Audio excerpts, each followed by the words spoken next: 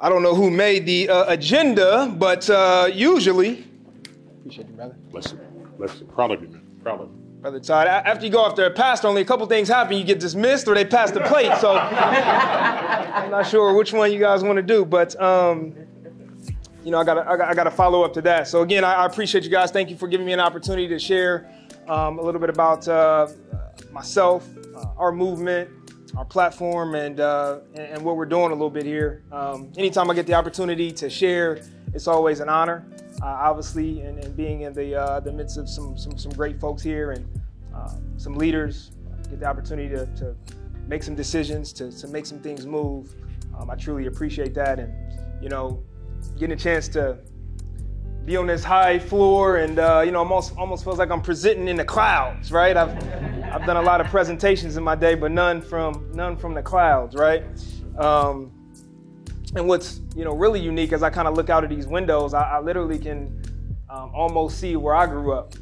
I grew up not too far from here in the Linden area, and you know, when I get these opportunities, I don't take it lightly because, you know, there's a part of me doesn't quite feel like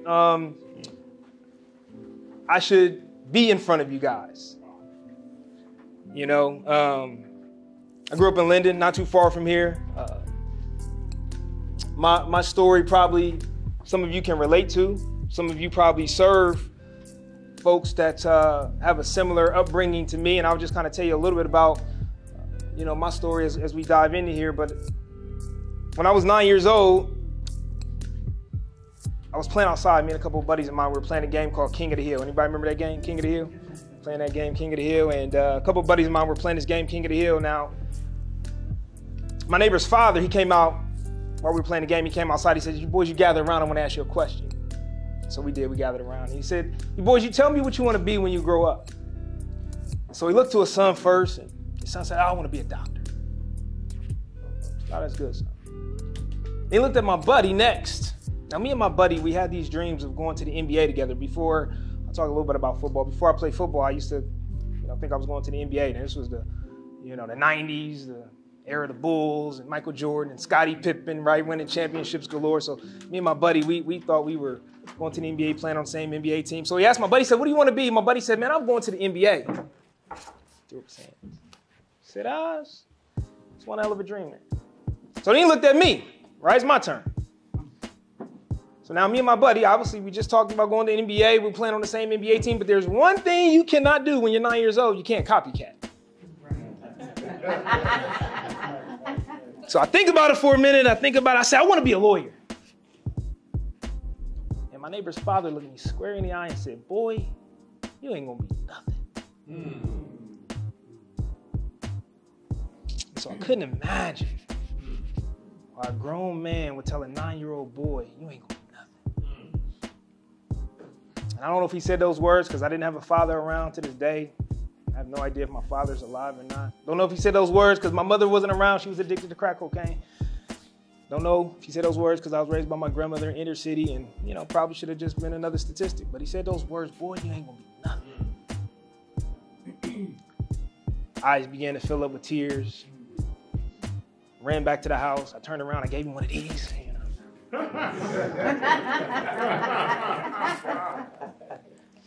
But I went home and cried, you know, and I talked to my grandmother, and I decided that day, though, I was going to be the exact opposite of what my neighbor's father told me I was going to be. That I was going to be something. And, you know, throughout my life, I made that decision. I used that as fuel. Some people would use those words, and it would crumble them, and they would use that as a crutch, and obviously, again, we serve some folks and we around some folks that we understand those circumstances, but it happens, you know, quite a bit. And that wasn't the first time that I was told that I wasn't enough, right? I decided to be the exact opposite. I decided that a couple things I had to do. Number one, I had to do the opposite of what everybody else was doing, and I had to do what the masses weren't willing to do. I decided that at 9 years old. Wow. I took academics serious. But still was told, I'm not smart enough, right? Decided I'm gonna go play football. You're not big enough. You're not fast enough, right? Anybody can relate? Anybody heard those words before? Only 3 people. Anybody heard those words before, right? Like, you're not enough. You're not good enough. Come on, brother. Right? Come on. Your hair's not blonde enough. Your eyes not blue. Like, we've heard those things, or we serve the people that have heard those things before, Yes, right? And so I decided I was going to be the exact opposite. And I got a chance to go to Ohio State. Got a chance to play football for the Ohio State Buckeyes. OH! There we go. All right. We got anybody from that team up north in here? I still got some tackling in me now. Got a chance to go to Ohio State, but I was a walk-on. I was a walk-on Ohio State. I didn't even have an athletic scholarship. They said, "What are you doing?" Right? Walked on to Ohio State, earned my way, earned a scholarship, played under Coach Jim Tressel, played 2002 to 06, so I did play with Troy Smith, right? That's my team, man. That's my teammate. You know, we just talked the other day, so maybe, you know, we'll get together. But won a national championship in 02 and got a chance to earn a scholarship, become a starter, semi-finalist for the Jim Thorpe Award, the best defensive back in the country. I spent a few years playing in the NFL, all because of 9 years old, right? And so I probably would never tell my neighbor's father, thank you, but one of the things that he did do is he allowed me to not have this fear of failure, right? I mean, how much lower can you get than nothing, right? So I was literally at the bottom of the bottom at 9 years old. There was no way to go but up. And so that instilled in me this ability not to fear failure, right? And so when I go and walk on to Ohio State and people are looking at me, nah, I'm not afraid to fail. Let's go. When I decided to major in mechanical engineering and my professors are like, you're not gonna pass this class. Abacadabra. Come on now. Multiple choice. I'm gonna figure it out. We gonna get Yes, sir. Oh man. I share all that, right? Enough about me. I share that though because it kind of gives you some backstory to what we're doing. And I apologize. I didn't quite know it was going to be this dark in here. I would have made the slides a little brighter. But what do you guys see? This is our mascot. We got a newly found mascot. What does that represent? What do you see that? Oh, okay. I was going to say, wait a minute. I know we got some scholars here. Don't think too hard now, right? Right? It's a dog, but not just a dog. It's the underdog. That's it. Come on now. It's an underdog, right? And so my whole life, I've considered myself an underdog. I thrive in that.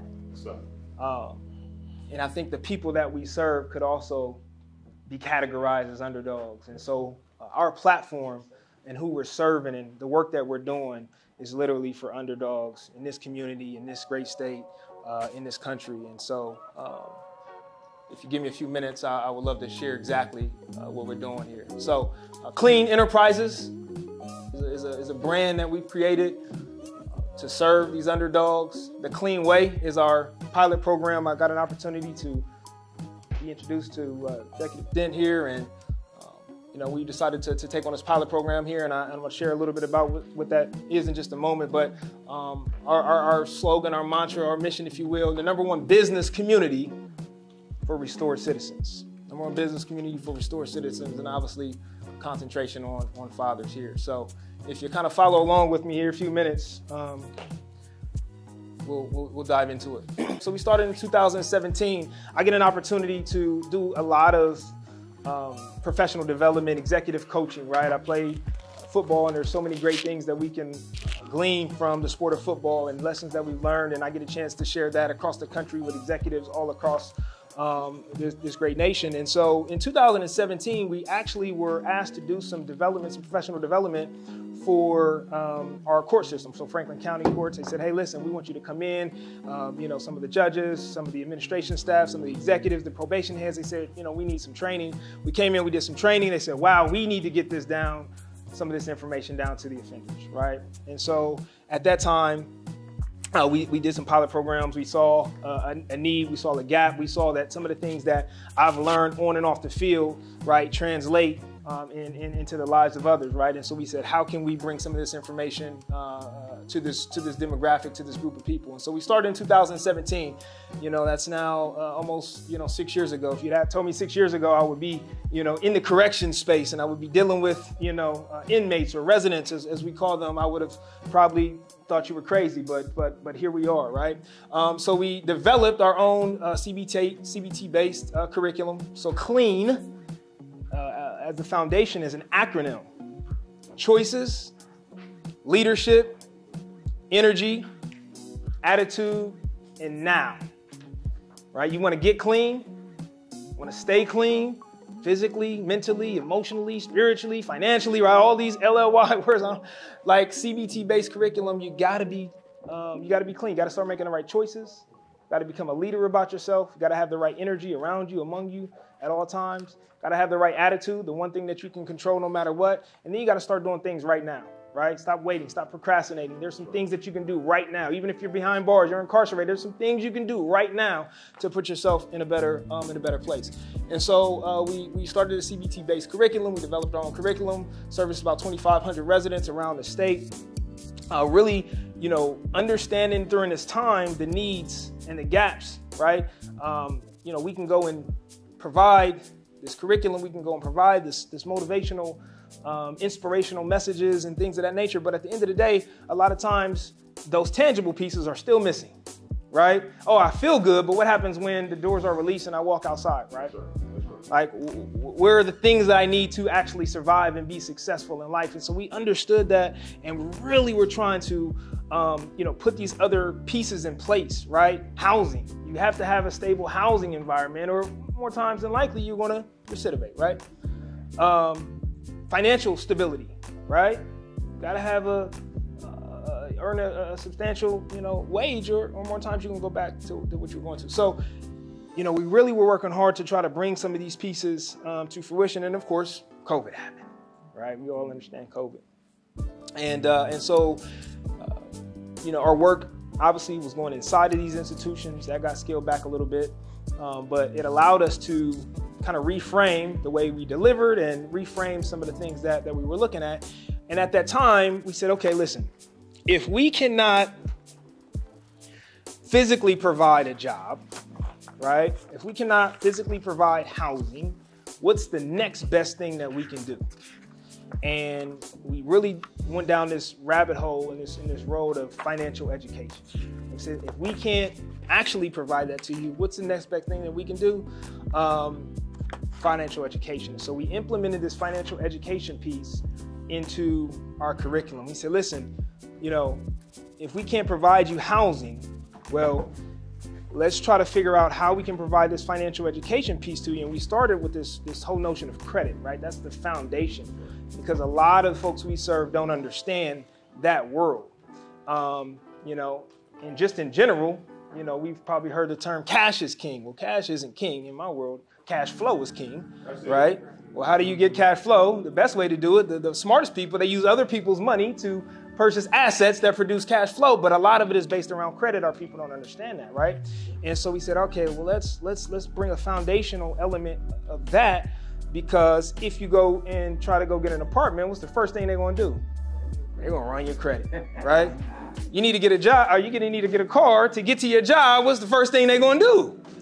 They're going to run your credit. And so we said, okay, let's start there. Let's bring this financial education component to that. And then let's take it a step further, because Brother Todd mentioned, entrepreneurial, endeavors and mindset. I too, have this very entrepreneurial spirit. And the one thing that I believe that, the folks that we serve in this, justice system, this correctional system, listen, everybody doesn't want to get out and go work at McDonald's, right? Or work at a warehouse.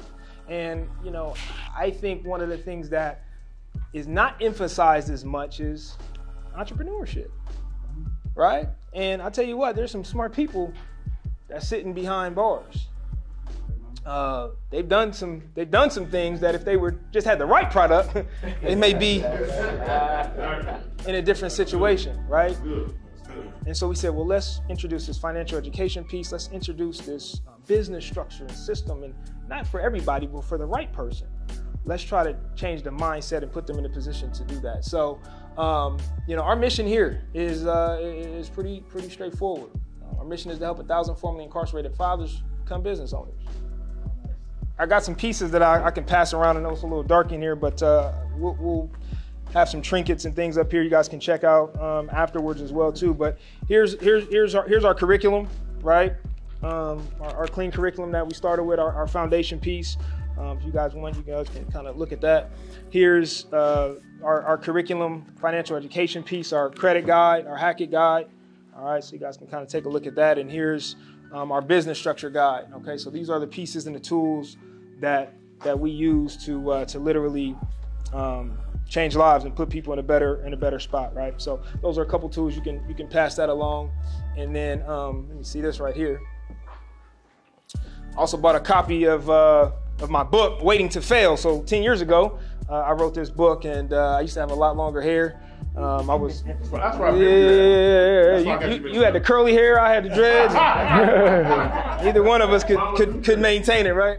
But again, this notion of waiting to fail, man, and what happens in life, there's all of us, right, as people, we want to do something in life, but we have this fear of failure that keeps us from really stepping outside of our comfort zone and doing what we really want to do. And so here's just a couple of literature pieces for you guys.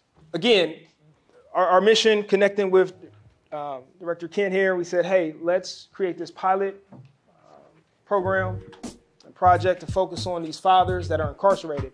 Primarily at this juncture, we work a lot with the CBCF communities, community-based correctional facilities. And why that is advantageous or provides that sweet spot is because we know those folks very soon are going to be on the outside. Typically, when they come through our program, they're like 60 days to the door, right? And so, hey, we got to do something different. We need a plan in place. We need some goals. We got to get financially stable, right, to get back to, our children and our families and things of that nature. And so, we have the opportunity to put this program in place. We started in March of last year. So, we only had a few months to really hit the ground running and ramp this up. So these are some stats from last fiscal year. Okay, I'll talk a little bit about what we've been able to do this year, but these stats that you'll see is from our time, literally just from March until June there. So as you see in the top left, our eligible fathers that were served, our goal is at least 100. In those 3 months, we were able to hit 68. Okay. Obviously, some of the sessions that were covered and some of the things that we instilled, the financial education piece, the business structure. We really talk about this whole branding piece. And when I talk about branding, I really try to emphasize that everyone is a brand, right? As individuals, we're kind of our own entity. And I really try to draw the parallel and the correlation, especially with that demographic and those people that we deal with, is you have to realize how valuable your story is, your experiences are. They think, hey, no one cares about us, right? We're in the lowest of the low, and that couldn't be farther from the truth. And what I tell them is, listen, everybody's got one of these things right here, right? Document your process. Y'all see we got our videographer. We document everything that we're doing, right? Because one day, someone is going to want to know and hear your story, right? And so we try to teach them as this brand. I mean, I tell you what, it's entertaining for me. Like, if someone filed, hey, this is my first 30 days out, I'm going to record everything. Me going to get a job? Nope, I didn't get it. Me going to go? Nope, oh, this fight. I'm going to record everything. I tell you what, some people will want to watch that. And more importantly, some people will pay you to watch that. That's right. Right? And so we really try to emphasize that, number one is, you yourself as a brand. And then obviously, you're branding your business and things like that. Some videography services as well, too. So, those are some of the sessions that we covered in those few months. Obviously, we've been able to do a lot more over these last 6 or 7 months in this fiscal year. We talked about, we've had some sessions on how to become an author. Again, how to tell your story. Everybody wants to, if you talk to folks that have experienced a lot, they want to try to figure out, right? Our goal is people, how do we pay it forward, right? How can I share my experiences with someone else? And a lot of people, they want to do that, they just don't know how. right? They just don't know how. And a lot of people, it's probably, if I asked, polled in here, how many of you guys would want to write a book or write a guide or talk about your story? A lot of people probably would say, yeah, I would want to do that. I just don't know how. And so, we've put things in place and showing them how. So we had different sessions like that. Of course, AI technology and Chat GPT allow you to do that pretty quickly, right? If you guys are following that. But anyway, some of the sessions that we've had in the financial education, here's some percentages. I know we all love data, right? So our average pre-test score of our financial education and credit is about a 42%, right? So you can see kind of the baseline of where they're at, 82% post. So what we're able to provide and how we're able to deliver that, obviously we understand that our people are learning, they're getting it, they're grasping it. Okay, now we got to take it to that next step as far as actually executing. 139 hours of training in different modules. We've helped 5 businesses actually get established. And so our goal is about 10. Okay, we want to at least help 10 folks to get their business up and running, get going, and allow us to help you do that. All right. And so that was able to do again just from March to June. So we felt pretty good about what we were able to do in a short amount of time. All of these numbers are blown out the water in this fiscal year. Okay, so we're still calculating. I didn't want to necessarily present them and be a little bit more accurate the next time I get a chance up here for this fiscal year, but I know that all of these numbers are way off the charts there. So we're looking good. I'm excited about the work that we've done, again, in the last fiscal year and so far what we've been able to do this year. Next slide. Okay, so here's where we're going. We're pretty excited. We opened our kind of headquarter office in the Lima area, so Allen County. One of the reasons we see the need there, one of the facilities called Worth, up in the Lima area through the pandemic, when we had to pull out from actually going inside the institutions, well, of course, everything went digital, right? Everybody was on Zoom, and we tried to figure that out. Now, cool thing was we were a little bit ahead of the game, meaning we had a lot of our content was digitized. But, we said, man, it's hard enough to get people to, relate to you while you're in person. I don't know how this is going to work in miles away on video. And it actually worked better than we could ever imagine. And so Worth was one of those facilities that, kind of took that chance. Hey, let's beta test this thing. Let's see if it was going to work, but also had the ability to do that. They had the staffing, they had technology. And so we did a lot of work with them. And so we continue to notice the need in that area. And so we doubled down. We said, hey, listen, we want to build our foundation here. So this is, kind of a quick inside shot of our headquarters there. One of the cool things now what we're able to do is we're able to go and grab the individuals out of the facility and bring them to our facility to do programming. And so we get them out of that environment for that period of time, allow them to, be level-headed and to receive the information. So that is really cool. And we're really, really excited about that. Okay, so again, we'd love for any of you guys to come up and check us out, visit our facility, so we can kind of show you what we're doing on the ground there. Next slide. All right, so we're finally getting back to some of the things that we wanted to do pre-pandemic, right? And the housing is one of those things. Here's what we want to do: is we want to provide this information and provide this education while they're in, but when they come out, we really want to hold on to them, right? Folks that we serve. The housing allows us to do that, right? The moment you kind of deviate and you start to, if you don't have that stable housing, we want to provide a safe environment for you to continue to learn and continue to grow. And so our housing program is coming online. We're looking to, we've kind of started here, but formally, officially roll it out in this second quarter. So this is one of our brand new house from the ground up. We just opened, so we're really excited about that. And so we'll be continue to purchase more in that area and around the state as we expand. All right, so we're excited. We're getting back to the roots that we started in 2017. Next slide. All right, the other piece is the workforce piece. That's also what we talked about, right? Back in 5, 6, 7 years ago when we started. We're finally getting a chance to get back to that. And so we want to provide these workforce opportunities. Again, okay, so you come out, we've showed you how to get financially stable. We're giving you a place to stay now. Now we're introducing you to other, workforce opportunities, right? We want to keep you in the circle. We want to keep you in a cycle, keep you in our clean program as long as you possibly can.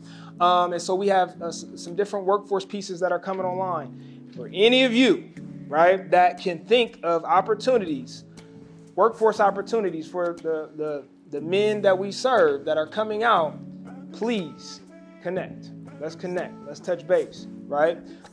We have a couple that are coming online. We have obviously in the trades and skills, we're doing those things. But this in particular, the reason why I have this is because one of our, before I jump to that, let me explain what this is. So this is a hoodie that was designed. I'm gonna kind of share a little bit more about it, but we designed this, as you can see, for the facility Worth, right? And we said apparel, we're trying to figure out opportunities, right? So we're working with this facility, say, hey, what opportunities exist already that we can just attack? And in this particular case, we said, how about we allow the people, right, these residents, to make and produce the apparel that you guys are actually wearing, right? And so that conversation, has came to fruition. And so this is an actual hooded sweatshirt, because in that facility, they didn't allow hoodies. They didn't have hoodies. Well, it was wintertime, right? And so, we did our partnership, and we was able to produce this hoodie and this slogan for them. So that, again, the facility is worth, I am worth it. Now, the thing about this is we said, well, not only do we want to empower you to give you something that you'll feel really good about wearing while you're inside of this facility, but what would make you feel good about wearing this outside of the facility, right? Why would you want to continue to wear this? And so one of the cool things we did is on the back of this, and really probably from here on out, I think we're going to brand all our apparel like this, is we put this QR code on the back. And so this QR code is a dynamic QR code. And so you're able to scan this QR code, and a different motivational message, and it's changed weekly, continues to be delivered to you, right? And so that's pretty good. If you go to the next slide, if you guys want to scan that, I think I got the QR code there, right? So matter of fact, everybody try to go ahead and get out your phone. I want to see if this is working. If not, I'm gonna get to my technology guys, right? See if you guys can scan that there, and give you a little glimpse of. Might be a little loud, but that's all right. Give you a little glimpse of one of the messages that's on there.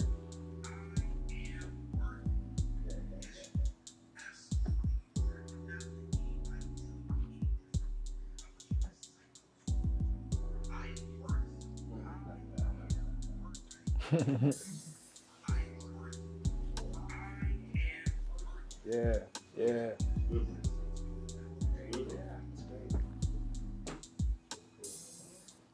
Yeah, so that's kind of what we're doing with that. But if you, and so if you guys are on that, I think if you guys want to purchase that, you can. There's a button there. All right, go ahead and support the movement. All right, go ahead and support the movement.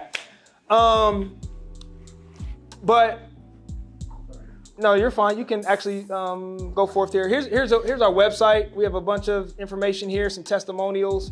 It should be in your packet. thecleanway.us, okay? And so I had some testimonials. I were going to play these videos so that you can hear from some of our participants, but we did one better. And I got one of our program participants to actually come, and I wanted him to give you a testimonial in person. Is that okay? Good. So Quay, if you'll make your way up. Hello. Good morning. If you go to the next slide really quickly, Josh, I want to talk about this because Quay, going back to the hoodies, Quay came to us in about April, so he's been out almost a year. And Quay, he says, when we first engaged, he says, man, we're at Worth, right? And he says, I can't believe I'm meeting you. I read your book when I was in the county. It was just floating around there.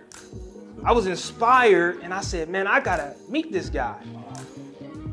Fast forward, I get, sent to Worth, and here you are with a program, and I get the opportunity now to meet you. And he says, listen, I gotta be in this program. I need these tools, right, so that I can be a better father to my daughter.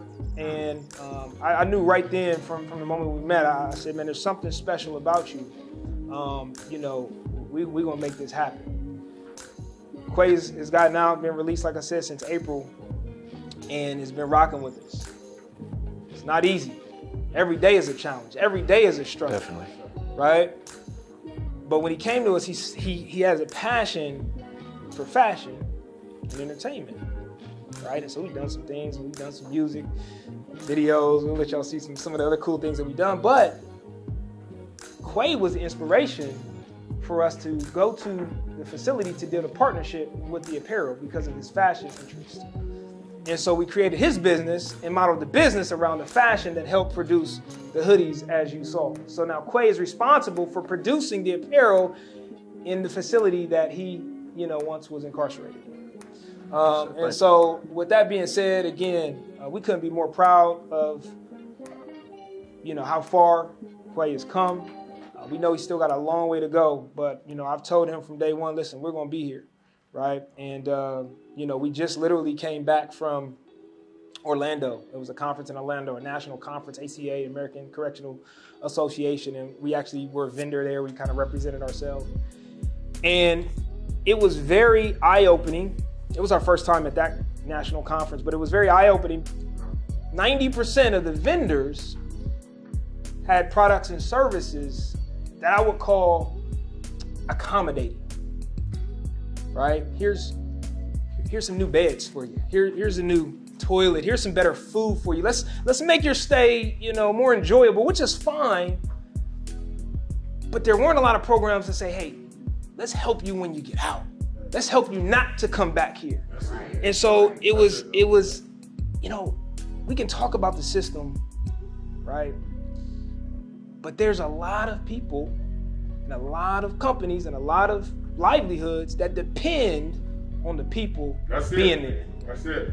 And Quay came down and he represented well. He got a chance to see that and got a chance to, share with others, hey, not only have I escaped that physically, but now mentally I'm in a different place. And so with that being said, man, y'all help me welcome one of our program participants, Quay Sims. Hello. He pretty much told a lot of the story, but I appreciate you, Coach, from the bottom of my heart. It means a lot. Good morning, everybody. I'm very shy. I'm not gonna lie, so hopefully I can do this correct. But yes, that's me, Quay Sims. I was just like a brief little summary of my past. When I was a kid, before 10, I seen everything. Done did everything. A lot done happened to me, physically, mentally, a lot of things that really, I know grown men that can't stand some of the stuff that I went through. They folded under the pressure that I went through before I was 10, so it's just like for me to be able to go through all them situations and be able to, I'm here, this is different, this is totally different. So, not to really get too deep into the case, but it was just a lot of, as a kid, for instance, Coach had said that his neighbor told him, you're not gonna be nothing. It was different from us in Lima, because I'm from Lima, Ohio. Okay. So staying in Lima is different because it's not our neighbors that was trying to not see us succeed. It was the actual law enforcement. Because they knew our parents, they knew people that was older than us, they knew the generations before us, and they just pretty much just summed us up as them. You guys, your mom, she gang banged, you're a gang banger. Your dad, he sold drugs, you got drugs on you. It was just a lot of different things that I already was going through. So it's just imagine you being a kid outside with your friends playing basketball, and the police literally is stop y'all in the middle of your game and take y'all basketball court. Of course you're not allowed to play it on the corners and stuff, so we would try to work around ways to be able to play outside still, but they would take that from us. There was a lot of stuff that they used to try to take from us.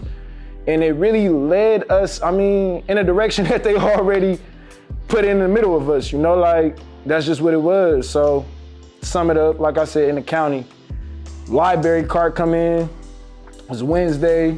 I'm just so excited. I'm I don't know why I'm excited. It's just because I've been reading the same books and it's just it's getting kind of stagnant. So I'm man, I'm about to try something new. I got the Bible in there. I've just been reading that, but let me go up in here. So I'm looking through the cart. I literally pick up the book. I swear I pick it up. I see it, I'm looking like, who is this guy? Like, who is he? Why did he got succeed scratched out? Like, it was just eye-catching, you know? It was already eye-catching, I was engaged. One of my cellmates, or whatever you call it, resident people that was with me, he smacked the book out my hand. Man, I don't read that book. That book trash. I swear, I literally never wanted to do something even more urgently. I picked it up instantly, like, I gotta read it now. There's something in here. It's gotta be something in here. So, I'm not gonna lie, man. Like, I never told Coach this, but this is honesty to all of you guys. Like, nights, days, really locked down, being told I'm nothing, not getting fed some nights. Like, it was a lot of things I was going through, man. But that book, that book, I'm not trying to tear up because but that book really helped me, man. It helped me. And it really directed me into like a light that, yeah, you're from Ohio, yeah, you're from the situations. This man, his mom smoked work, she do drugs. Like, his dad is not in his life. He lived with his grandmother. Like, I read this book like front to back. So it was just like, I was really like, dang, like this is a testimony right here. Like, I can't wait till I get it. I gotta meet him. Like, I know I gotta meet him. It gotta happen. But as I'm sitting in the county, it was just a lot of like procrastinating. Like, I ended up catching COVID in the county, so they ended up taking me up there to the work center. They tested me at the door, turned me back around. So at that point, I'm just like, send me to prison. Like, I don't even want to go to the work center, like, because the work center was made for addicts and stuff like that. And in my opinion, I just didn't feel like I was an addict. I feel like I was the person that was on the opposite side of the drug, if that makes sense. So, like I said, it was to the point that I was really giving up hope. Like, I really just wanted to go to prison. I'm gonna get tattoos. I'm gonna do this. I'm gonna do that. It was just like I had it all mapped out in my head to be nothing. To be nothing. So the opportunity was given to me. I ended up going to the work center. I'm just walking through the building. I see a poster on the wall. Like, it had his clean stuff on there, but I seen his face. But like he said on the book, he had dreads. So I kind of looked past it. I'm like, who is that? He looked familiar. I think I know him. I don't know if I know him though. So he ended up telling me, like, man, that's Antonio Smith. He played for Buckeyes. I'm like, oh, that's not who that can't be who I think it is. He like, yeah, it is. Like, oh, what? You got a book? He ended up running to go grab the exact same book that I had read. I'm like, oh yeah, I gotta be in that program. I gotta be in the program. I'm not a football player, but I rushed him. Soon as I see him coming, I'm down, said, hey, got on him. You know, I got on him. Like, yo, like, I need to be in your program. Like, I'm tired of what I've been going through. I'm tired of the situations that I've been faced with. That's it. All the stuff I done seen, I want better, I want more, you know? And I seen the entrance, but it's just, he's so, you know, like, so nonchalant. So I didn't know if it was even, he was understanding, like, I was dead serious. Like, no, I really want change. Like, I really want better. So to, like, speed it up, as I said, like, as he said, pretty much the clothing, I told him, like, I was in the work center and there was times that we had fire drills and they would have you run out there with t-shirts on, like, socks on your feet. Don't run out there with shoes. Hurry up and get out there. We can do the fire drill, y'all come back. But it's snow outside, you know, like we wearing Crocs and stuff. So it was really like, I was telling myself that night, like that same night at the fire drill, like, man, if I had it my way, I'm gonna make hoodies for this work center and I'm gonna make sure the next person that's going through this stuff that I had went through ain't gonna be able to go through that. Like, I'm gonna try to make somewhat of a difference. So, I mean, I done mentioned it to Coach, like, I really wanna do kids clothing. That was the biggest thing I wanted to do. But I told him the situation that I was already facing when I was inside of there. So this happened before the kids' clothing, I suppose. So it's just like, lately it's just been a lot of building more on the brand, standing more on the brand that we already established, and just really just trying to keep a better focus and staying out of the way. So appreciate you guys for having me. I'm very shy once again, but thank you. Thank you, man. Thank you, bro. You got something. We'll talk later. You got something. Thank you.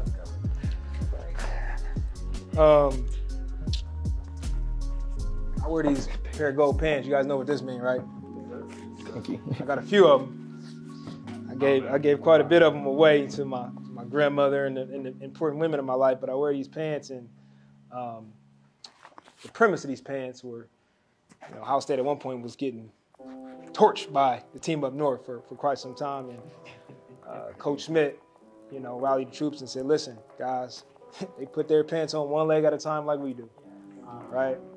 And we shouldn't be, intimidated, right? We shouldn't be looked at as inferior. We can go up and compete, and we can win. And so when we take our clean program, when we take the underdogs that we're serving, across, this country, we want to encourage them, look, you can reach the heights that you once dreamed of. It's not too late. You can get there. Because you put your pants on one leg at a time, just like everybody else, right? So again, I thank you guys for your time and what we're doing. The #1 business community for restored citizens. I got some of these pamphlets out that you guys can grab here. This is some of our graduating classes, and just some pictures here. And the next slide, I believe, is the ways that you can, continue to connect. Take a few of those, and you guys can pass those. I'll give a sample here. You guys can pass those around. All right, that's the way that you can connect us on the back side of that card. Please, we need your help to continue the work that we're doing. We want to continue to expand, obviously, across this great state, and continue to service the people that need us most. I got some trinkets here, some shirts, some pins, some keychains. All right, so we'll be around if you want to take something, back with you. Feel free to do so. But again, we appreciate you. If nothing else, continue to pray for us as we continue to march forward on this journey that God has put us on. So thank you.